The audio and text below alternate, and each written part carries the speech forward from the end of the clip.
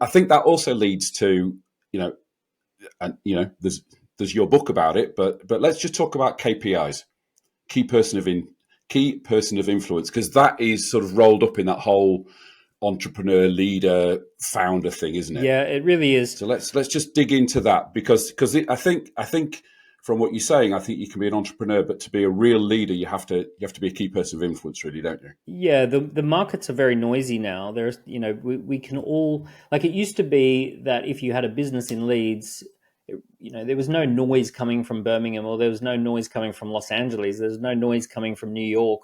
But now your customers are hearing about stuff from all over the world, from any number of different solution providers. They're hearing about software and services and products and all sorts of stuff.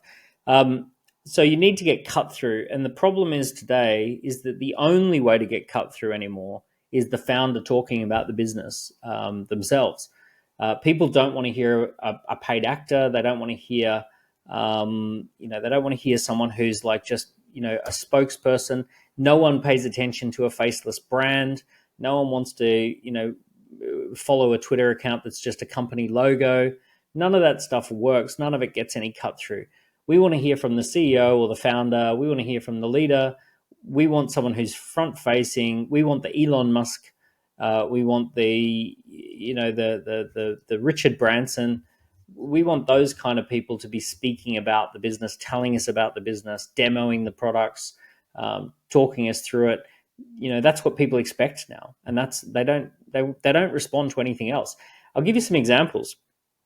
Every single football team, Premier League football team combined, has about 250 million followers on Instagram.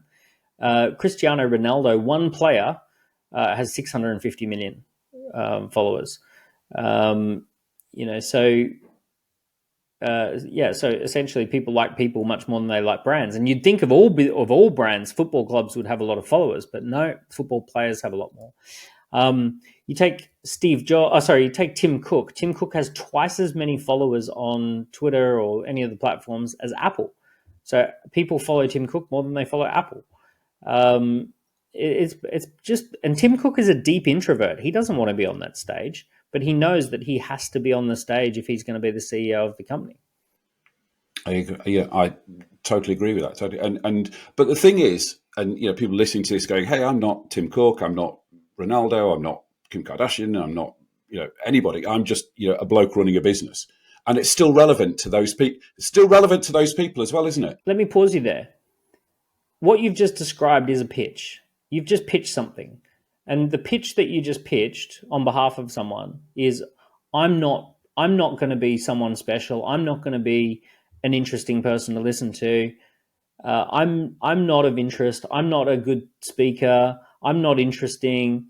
Now that's a pitch, right? That is actually a pitch. So I have this saying, you get what you pitch for, right? You get what you pitch for. So if you're going to pitch, I'm not worth listening to, okay, no one's going to argue with you, right? So the first thing is, you got to sit there and say, wait a second, do I really want to keep pitching that? Like, do I want to pitch that I'm not worth listening to? Or do I want to pitch, actually, I've got some ideas about how things work. I've spent the last 15, 20 years figuring stuff out, and I want to share that with more people. You can't have it both ways. You can't say, I'm a little business in Leeds and I don't like talking to anyone and I'm just going to hide my head in the sand. And also I want to get highly paid and I want to have a business that grows and scales and exits and all of that sort of stuff. I'm sorry, we're all grown-ups here. You either run on the pitch and play full out or you lose the game. That's it. There's your options. Now, does it work every single time? No. Sometimes you face people who are better than you. Yep, that's definitely the case. Sometimes you get kicked in the shins. However, a surefire way to lose every single time is to not run onto the pitch and play. Yeah. And I say this a lot, JFDI most of the time, but also, what's the worst that can happen versus what's the best that could happen. And it's so outweighed one way or the other that actually makes it stupid not to do it. Yeah, yes. Yeah. Worst case scenario is you stay where you're at. Yeah. And that's guaranteed. Yeah. I've got a small business with 2 staff and a turnover of 100 grand. Fine. But if I go for it and, try and be a key person of influence, guess what might happen? Yeah. Well, here's the good thing. The good thing is that you got 100 grand of revenue to lose and 1.9 million to gain. If you can get that business up to 2 million, You got 1.9 million of upside and only 100 grand worth of downside. And there's very low chance that you'll get rid of the 100 grand of downside. So it's all upside. Yeah. Just go for it.